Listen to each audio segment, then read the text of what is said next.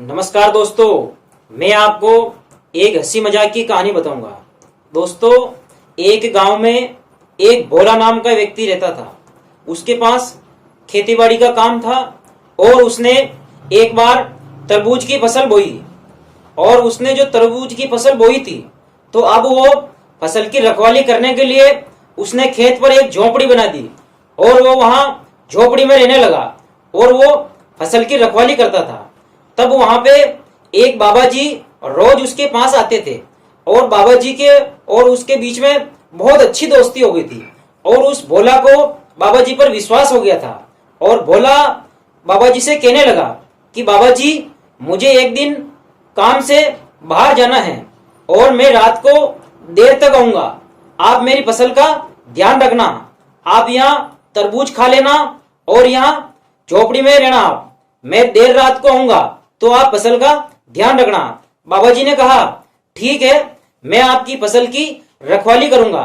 आपको कहीं काम से जाना है तो आप चले जाना और मैं तब तक आपके यहाँ रखवाली करता रहूंगा। अब दोस्तों, एक दिन भोला कहीं काम से गया था और बाबा जी को उस कुटिया में छोड़ गया। अब बाबा जी ने वह तरबूज खाए और वो कुटिया में बैठ गए। अब वो कुटिया में बैठे बैठे बाबा जी ने देखा, बाबा जी को क्या बीड़ी पीने की बहुत आदत थी और रात को अंधेरा भी हो गया था। तब बाबा जी ने देखा कि अब मैं यहीं सो जाता हूं और बीड़ी पी लेता हूं। वो जो कुटिया थी वो चारे की बनी हुई थी और बाबा जी बीड़ी पीने लगा। और बाबा जी जब बीड़ी पी रहे थे तब बाबा जी बीड़ी पी के बाबा जी ने थोड़ी सी बीड़ी बच गई थी तो बीड़ी को ऐसे फेंक दिया। वो बीड़ी जो है मतलब चारे में जा गिरी और वो जो कुटिया है वो पूरी चारे की बनी हुई थी और बाबा जी आराम से लेटे हुए थे। और थोड़ी देर में वहां क्या हुआ था, वो जो बीड़ी जो फेंकी थी बाबा जी ने, उससे उस झोपड़ी में आग लग गई थी। अब वो जो बाबा जी है वो हड़बड़ा गए और बाबा जी बाहर भागने लगे। तो बाबा जी की जो धोती थी वो क्या उलझ गई थी और बाबा जी फंस गए थे। तब जो है आग बहुत तेज हो गई थी और बाबा जी जो है उस झोपड़ी में मतलब जल के राख हो गए थे। बाबा जी भी उस झोपड़ी में जल गए थे, झोपड़ी के साथ में, और बाबा जी मर गए थे। तब गांव वालों को खबर लगी कि भोला की झोपड़ी जल गई है, शायद भोला उसमें होगा तो भोला मर गया होगा। अब वो जो गांव वाले थे, गांव वालों ने भोला के घर पे सूचना दी और सब वहां दौड़ के आए। और दौड़ के आए उसमें क्या एक भोला का भाई था और भोले के भाई ने वहां आके देखा तो एक उसके पास एक बांस का डंडा था और उसने झोपड़ी में आग बुझा के और उस डंडे से लाश को देखा तो उसको लगा कि ये तो मेरे भाई की लाश है, यानी भोले की लाश है। और वो उसको घर पे ले गए। घर पे ले जाके उन्होंने उसका मतलब दाह संस्कार किया था, दाह संस्कार कर दिया था उस लाश का। गांव वाले वो सब मिलके अब दाह संस्कार कर दिया। तब वो जो थोड़ी देर में रात को भोला वापस आया था, भोला तो जिंदा था और वो जो दाह संस्कार किया था वो बाबा जी का किया था। भोला सीधा ही खेत पे पहुंचा। भोला जब खेत पे आया तब भोला ने देखा कि मेरी कुटिया नहीं है और ये जो कुटिया है ये बिल्कुल जल के राख हो गई हैं। जरूर उस बाबा जी ने कोई ना कोई गड़बड़ की है। मैंने उसको कहा था बाबा जी को कि आप तरबूज खा लेना और यहाँ बैठ जाना। अब वो साला तरबूज भी खा गया और मेरी कुटिया को भी जला गया। तब भोला ने देखा, मैं अगर घर पे जाके सूचना दूंगा तो घर वाले मेरे से लड़ेंगे। फिर भी जो भोला था उसने हिम्मत की और वो घर पे पहुंचा। घर पे पहुंचा तो वहां सब मतलब शोक की लहर दौड़ रही थी घर पे और सब मतलब निराश होके बैठे थे, सब उदास थे। तब भोला जैसे ही वहां पहुंचा तो वो जो गांव वालों की नजर भोला पे पड़ गई। तब गांव वालों ने क्या हुड़दंग मचा दी और वो कहने लगे, भूत आ गया, भूत आ गया, भूत आ गया। अब वो भोला को भूत समझने लगे। उन्होंने देखा कि भोला तो मर गया है और भोले का तो अपन ने दाह संस्कार कर दिया है, फिर ये भोला वापस जिंदा होके कैसे गांव में आ गया। अब वो गांव वाले भोला के पीछे पड़ गए। कोई लाठी लेके पीछे पड़ रहा, कोई किसके पास पत्थर थे, किसी के पास जलती हुई मसाल थी, किसी के पास लकड़ियां थी, ऐसे मतलब डंडे थे, सब उसके पीछे पड़ गए भोला के। और वो कहने लगे कि भूत है, भूत है। अब वो जो भोला है वो वापस अपने खेत की तरफ अपनी जान बचाकर भागा। अब वो आगे आगे तो भोला और पीछे पीछे वो गांव वाले। अब वो भागता गया। भोला जैसे ही खेत पे गया तो वो खेत में अरहर की फसल थी और वो भोला अरहर की फसल में जा छिपा। अब वो छिपते ही वो उसने देखा कि अब वो उसकी जान बच गई थी। फिर भोला ने देखा कि मैं ऐसा करूंगा, थोड़ी देर बाद में रात को मैं घर पे जाऊंगा और मेरे भाई को ये सब कहानी बताऊंगा कि मैं जिंदा हूं, मैं भूत नहीं हूं, जो मरा है वो बाबा जी हैं।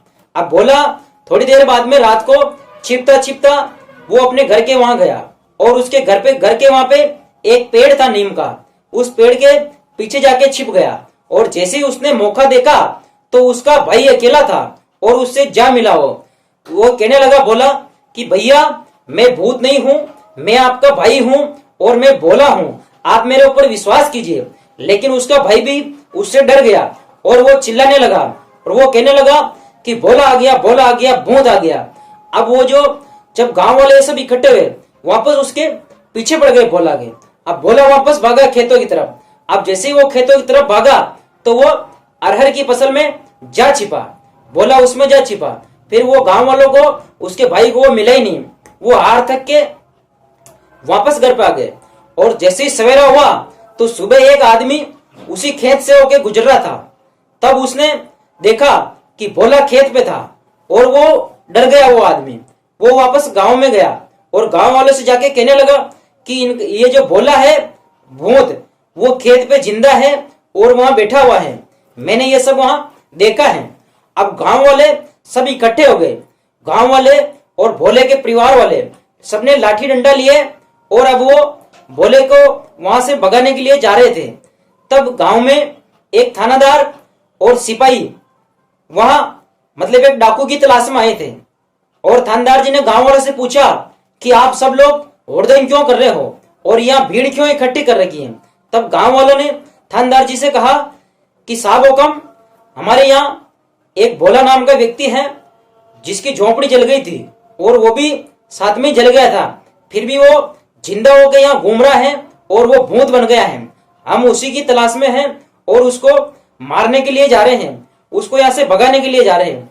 थानेदार जी को लगा कि शायद वो भूत नहीं होगा और वो डाकू होगा और इधर आ गया होगा। तब थानेदार जी ने कहा गांव वालों से कि वो जो भूत है वो कहाँ छिपा रहता है और वो किधर रहता है। तब गांव वालों ने कहा कि साहब हुकम, वो अधिकतर खेतों में रहता है, उसकी झोपड़ी के पास ही वो उधर ही रहता है। तब थानेदार जी ने कहा ठीक है, अपन सब मिलके चलते हैं, शायद वो डाकू ही होगा और हम उसको पकड़ लेंगे। तब गांव वालों ने कहा ठीक है साहब हुकम, चलो। अब वो गांव वाले और भोले के परिवार वाले और वो पुलिस वाले थानेदार जी ये सब गए वहां भोले को पकड़ने के लिए। तब वो हुड़दंग मचा रखी थी, उसने चिल्ला रहे थे जोर जोर से। वो जो भोला था वो क्या एक अरहर की फसल में घुसा हुआ था और जैसे ही वो सब गांव वाले वो खेत पर पहुंचे और भोला को पता चला कि गांव वाले सब उसको मारने के लिए दौड़े आ रहे हैं, तब भोला ने हिम्मत की और भोला खुद बाहर आया और वो कहने लगा हाँ मैं भूत हूं, मैं जिंदा भूत हूं और मुझे पकड़ लो।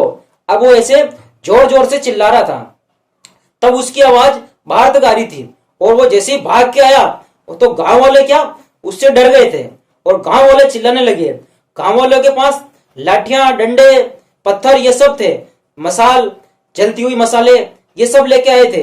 तो गांव वाले क्या किया, गांव वाले वहीं खेत पे फेंक दिया उन्होंने, वो लाठी डंडों को फेंक के और वो वापस गांव की तरफ भाग गए। और वो जो पुलिस वाले थे उनमें हुड़दंग मच गई थी। अब वो पुलिस वाले भी भाग गए थे और वो जो थानेदार जी थे, थानेदार जी के पास एक घोड़ा था और उस घोड़े को थानेदार जी ने वहां बांध रखा था। घोड़े की एक टांग एक खूंटे के बांध दी थी और पुलिस वाले ये सब भाग गए थे, हुड़दंग मची थी। तब थानेदार जी भी भाग के आए और उस घोड़े पे जा चढ़े। जैसे थानेदार जी घोड़े पे चढ़े और घोड़े को भगाने लगे, घोड़े की टांग खोलना भूल गए थे। अब वो घोड़ा भागेगा कैसे, घोड़ा वहीं चिल्लाने लगा। तब थानेदार जी ने देखा कि भूत ने शायद घोड़े की टांग पकड़ ली है और थानेदार के गिग्गी बंद गई थी। थानेदार चिल्लाने लगा था डर के मारे और जैसे तैसे करके वो घोड़े से कूद के जान बचाकर भागा। अब वो थानेदार तो भाग गया था और आसपास में जो एक खबर फैल गई थी, गांव में पूरी खबर फैल गई थी कि जो भूत है उसने थानेदार जी के घोड़े की टांग पकड़ ली है और थानेदार की गिग्गी बंद गई थी। ऐसी खबर पूरे गांव में फैल गई थी और पूरे गांव में एक दहशत का माहौल हो गया था। तब गांव वालों ने मिलके भोले के भाई से कहा कि आप ऐसा करो, उसकी मनौती करो, उसकी तेहरवी कर दो, जो सब कुछ ठीक हो जाएगा, उसके बाद वो आपको कभी परेशान नहीं करेगा। तब गांव वालों ने कहा, देखो आप ऐसा करना, जहां भोला मरा है उसकी झोपड़ी जो जली है वहां जाके और वहां धूप लगा के आना और कुछ मिठाई रख के आना।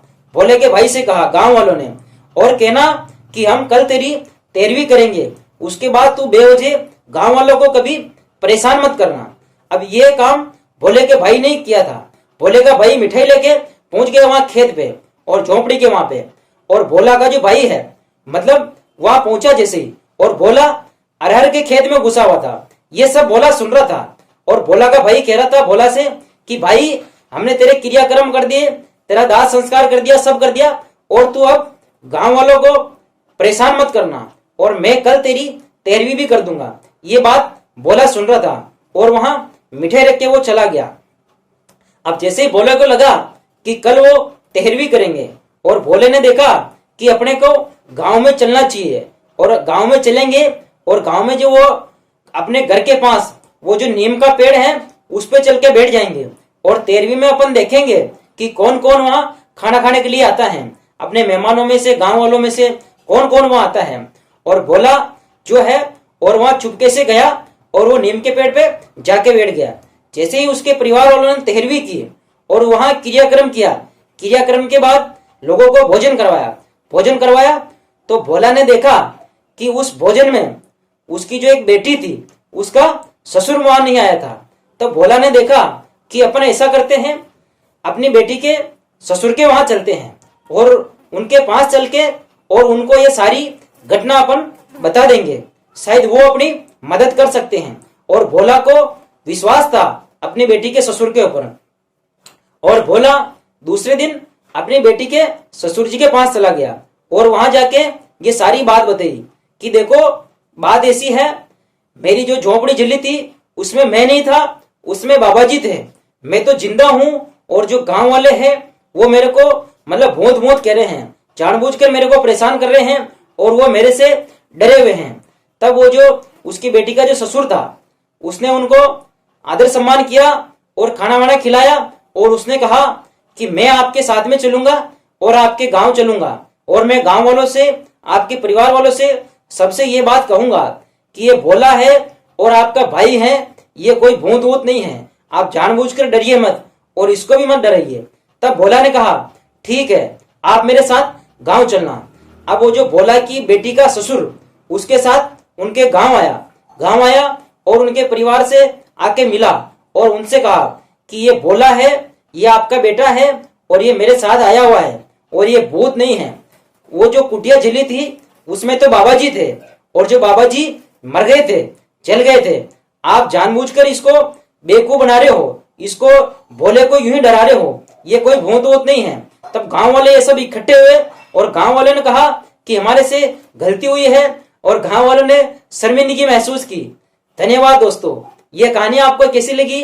वीडियो को लाइक करें, शेयर करें, सब्सक्राइब करें। धन्यवाद दोस्तों।